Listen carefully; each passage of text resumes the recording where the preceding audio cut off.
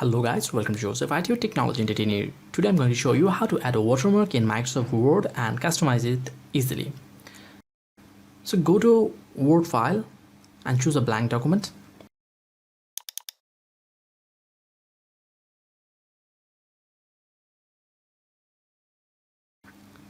Go to Design and click Watermark on the right side.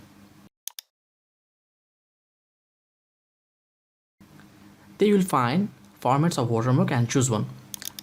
I have chosen the first one, making the page a little smaller for better view. There is another page and the writing is there too. To customize the writing, go to Watermark again and choose Custom Watermark. To change the default writing, go to Text and change it. I am writing Joseph IT. You can also change the font, size,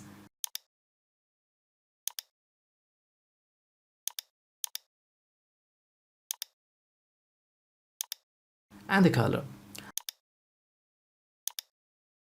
The layout can also be changed to horizontal, but the diagonal is the best. And by this way you can add watermark writings to your Word documents. Please like the video, share experience and subscribe to the channel of Joseph IT. Hope to see you in my next video tutorial. Until then, goodbye.